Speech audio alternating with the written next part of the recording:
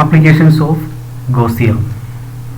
ഇന്ന് നമ്മൾ goes തിയറത്തിൻ്റെ third ആപ്ലിക്കേഷനാണ് പഠിക്കാൻ പോകുന്നത്. Expression for electric field intensity due to a charged spherical shell or hollow sphere. പൊള്ളയായിട്ടുള്ള ഒരു ചാർജ്ഡ് സ്പെറിക്കൽ ഷെൽ, അതിലെ ചാർജസ് മൂലം അനുഭവപ്പെടുന്ന ഇലക്ട്രിക് ഫീൽഡ് ഇൻറ്റൻസിറ്റി എത്രയെന്ന് കണ്ടുപിടിക്കുകയാണ് നമ്മളിവിടെ ചെയ്യുന്നത്. ഇതിനായി നമ്മളൊരു uniformly charged spherical shell consider ചെയ്യുന്നു. ക്യാപിറ്റൽ ആർ അതിൻ്റെ റേഡിയസ് ആണ്. Surface charge density സിഗ്മയാണ്.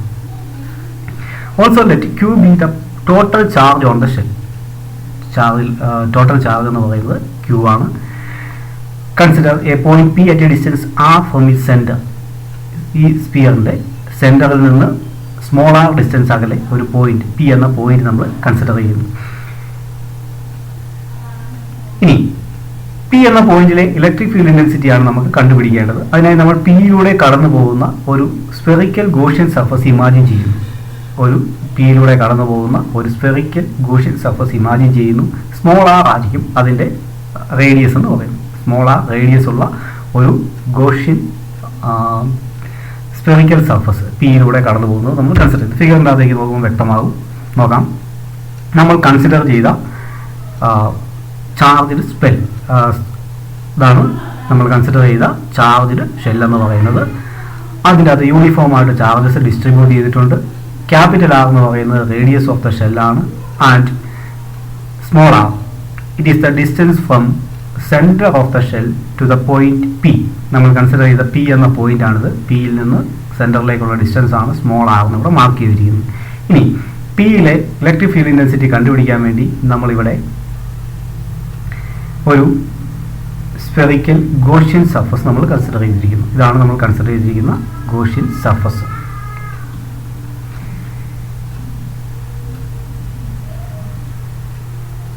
ഇപ്പോൾ നോക്കുക, ഈ രണ്ട് സ്ഫിയറുകളും ഇത് uniformly charged ഷെല്ലാണ്.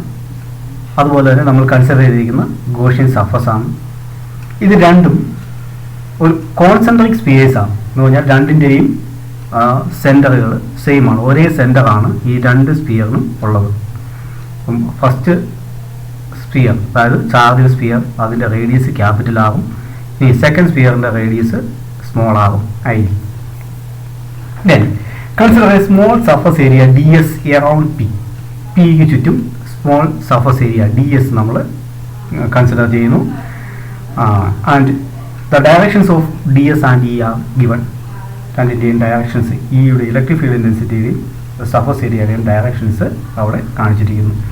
Then total electric flux over the surface of the sphere phi is equal to closed integral E dot D S. Electric ഫ്ലക്സിൻ്റെ ഡെഫിനിഷൻ്റെ അത് നമ്മൾ പറഞ്ഞതാണ്. Total flux is equal to ഇതാണ് closed integral E dot D S ആണ്. നമ്മൾ consider ചെയ്യുന്നത് closed surface ആണ്, ഗോഷ്യൻ സർഫസ് ആണ്. അതുകൊണ്ടാണ് closed integral E dot D S എന്ന് പറയുന്നത്. Here E and D S are parallel. Therefore, the angle between them is 0 degree.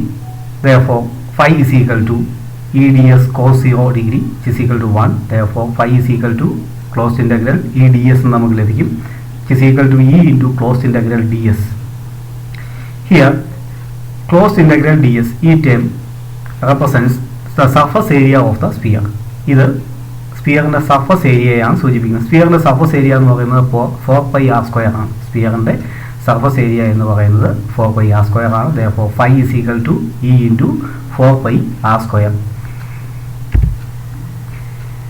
Phi is equal to E into 4πr². Mark it as equation 1. Equation 1. Also, the total charge enclosed by the Gaussian surface. Total charge enclosed by the Gaussian surface. Q is equal to A into sigma, where A is the surface area and sigma is the surface charge density of the spherical shell. നമ്മൾ consider ചെയ്യുന്ന spherical ഷെല്ലിൻ്റെ surface ഏരിയയും surface charge ഡെൻസിറ്റിയെയാണ് എയും സിഗ്മയും represent ചെയ്യുന്നത്. Surface area of the shell is 4πr².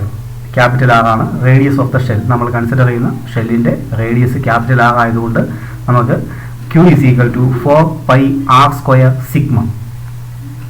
According to Gauss theorem, the total flux through a closed surface is 1/epsilon 0 times total charge enclosed by the surface. That is phi is equal to Q by epsilon 0. Applying the expression of Q, ക്യൂവിന് നമുക്ക് ഇവിടെ ഒരു expression കിട്ടിയിട്ടുണ്ട്. Q is equal to 4πr² sigma.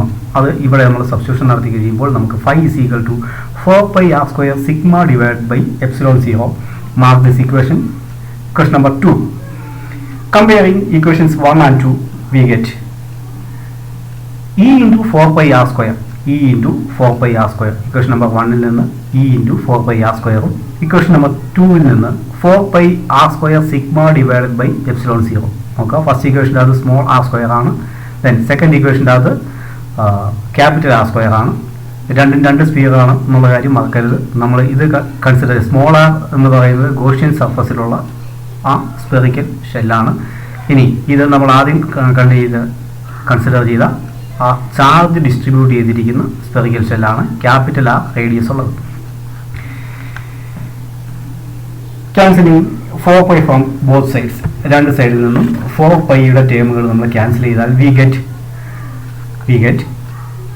E into first ഇക്വേഷൻ്റെ അത് E into r² small r² is equal to ഇവിടെ capital r² sigma divided by epsilon 0. Taking small r² to the right hand side of the equation. ഇവിടുന്ന് ഈ small R എന്ന് പറയുന്ന ടേമിനെ കൂടെ right സൈഡിലേക്ക് നമ്മൾ മാറ്റി കഴിഞ്ഞാൽ the equation becomes E is equal to r² sigma divided by epsilon 0 r². E is equal to capital R² sigma divided by epsilon 0 into small r². This is the expression for electric field intensity at a point outside the shell. Electric field intensity outside the shell, ഏതെങ്കിലും ഷെല്ലിന് പുറത്തുള്ള ഒരു പോയിന്റിൽ ഉള്ള electric field intensity കണ്ടുപിടിക്കാനുള്ള എക്സ്പ്രഷനാണ് നമുക്ക് ഇപ്പോൾ ലഭിച്ചിരിക്കുന്നത്. ഇനി കേസ് 2 നോക്കാം. When P is on the surface of the shell. ഇവിടെ P എന്ന point lies on the surface of the shell. നമ്മൾ കൺസിഡർ ചെയ്യുന്ന ഷെൽ ഇതാണ്. നമ്മൾ കൺസിഡർ ചെയ്ത യൂണിഫോംലി ചാർജ് സ്പെറിക്കൽ ഷെൽ.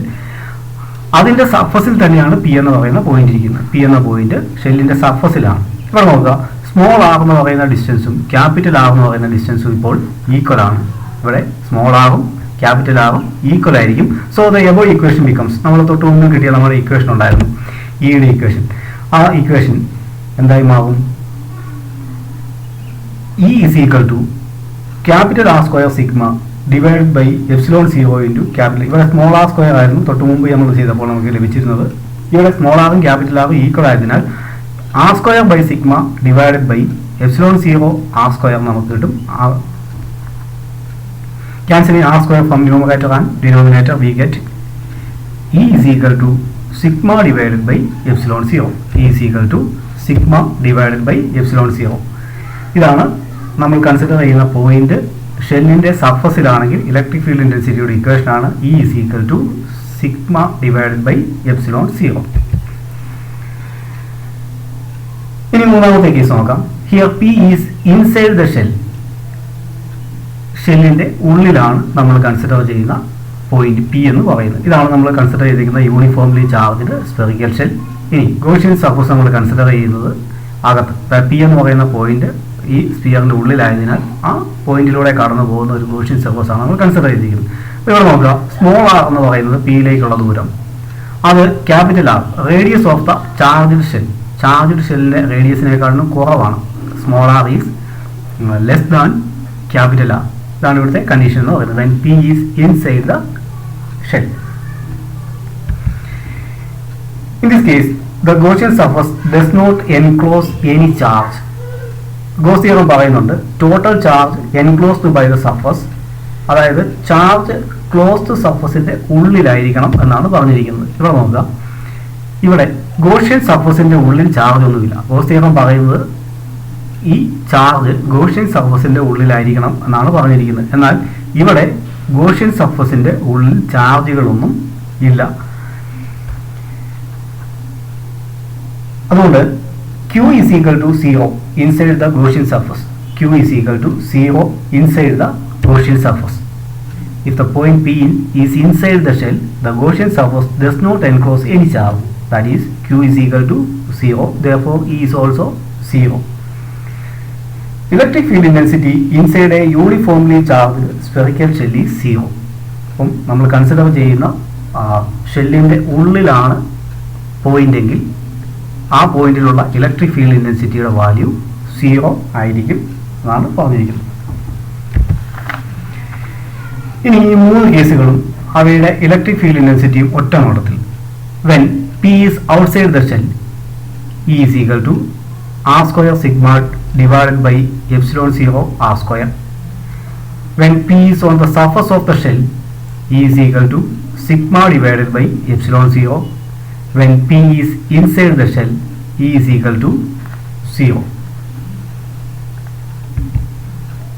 ഇവിടെ ഡിസ്റ്റൻസും ഇലക്ട്രിക് ഫീൽഡ് ഇൻറ്റൻസിറ്റിയും തമ്മിലുള്ള വേരിയേഷൻ്റെ ഒരു ഗ്രാഫിക്കൽ റെപ്രസെൻറ്റേഷനാണ് തന്നിരിക്കുന്നത്. ചാർജ്ഡ് സ്പെറിക്കൽ ഷെൽ, ഇതാണ് ചാർജ്ഡ് സ്പെറിക്കൽ ഷെൽ. അതിൻ്റെ radius capital R, centre O എന്നിവ മാർക്ക് ചെയ്തിരിക്കുന്നു. ഇനി ഇൻസൈഡ് ദ ഷെൽ, ഇതാണ് ഇൻസൈഡ് ദ ഷെൽ എന്ന് പറയുന്നത്. ഇവിടുന്ന് ഇവിടം വരെയുള്ള ഈ പോർഷനാണ് ഇൻസൈഡ് ദ ഷെൽ. ഇവിടെ E is equal to 0, electric field intensity E is equal to 0, അതാണ് ഇവിടെ കാണിച്ചിരിക്കുന്നത്. ഇനി സ്പെറിക്കൽ ഷെൽ, ഇത് സർഫസ് നോക്കാം. സ്പെറിക്കൽ സർഫസ് എന്താണ്? നമ്മൾ സർഫസിലുള്ള 2 പോയിന്റുകൾ, 2 സൈഡിലുള്ള സർഫസിലുള്ള 2 പോയിന്റുകളാണ് ഇവിടെ കാണിച്ചിരിക്കുന്നത്. സർഫസിൽ E is equal to sigma divided by epsilon 0. E is equal to sigma divided by epsilon 0. ഈക്ക് മാക്സിമം വാല്യൂ കിട്ടുന്നത് ഷെല്ലിൻ്റെ സർഫസിലായിരിക്കുമ്പോഴാണ്. നോക്കുക, ഗ്രാഫിൻ്റെ വാല്യൂ നോക്കുക. ഇവിടെ inside the shell E is equal to 0 ആയിരുന്നു. എന്ന് പറഞ്ഞാൽ ഗ്രാഫ് മിനിമത്തിലായിരുന്നു, 0 വാല്യൂ ആയിരുന്നു.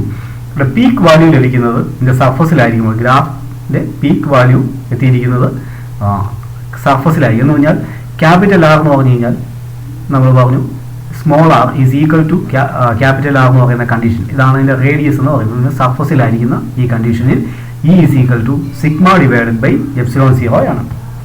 അടുത്തത് the value of increases, then value of R increases. ആറിൻ്റെ വാല്യൂ ഇൻക്രീസ് ചെയ്തുകൊണ്ടിരിക്കുകയാണ്. ഇത് നോക്കുക, ഇവിടെ വരെ സർഫസ് ആയിരുന്നു, ഇത് ഇൻസൈഡ് ദ ഷെല്ലാണ്. ഇവിടെ ഇങ്ങോട്ട് പോകുന്നതനുസരിച്ച്, ഈ 2 സൈഡിലേക്കും പോകുന്നതനുസരിച്ച് small r, the value of R increases. Then E inversely proportional to the square of the distance. ഈയുടെ വാല്യൂ ഇതാണ് ഇക്വേഷൻ വന്നിരിക്കുന്നത്. E is equal to R square sigma. R എന്ന് പറയുന്നത് നമ്മൾ കൺസിഡർ ചെയ്യുന്ന ചാർജ് ഷെല്ലിൻ്റെ റേഡിയസ് ആണ്, അതൊരു കോൺസ്റ്റൻ്റ് ആണ്. Sigma charge density, uniform charge density ആയതിനാൽ അതും കോൺസ്റ്റൻ്റ് ആണ്. Epsilon 0 is also a constant. Here the value of R increases or decreases. ഇവിടെ വാല്യൂ ഓഫ് R ഇൻക്രീസ് ചെയ്യുന്നതനുസരിച്ച് എന്ത് സംഭവിക്കുന്നു? E is inversely proportional to R square. Is inversely proportional to the square of the distance. Distance കൂടുന്നതിനനുസരിച്ച് electric field intensity കുറയുന്നു. Topic എല്ലാവർക്കും മനസ്സിലായി എന്ന് വിചാരിക്കുന്നു. Thank U.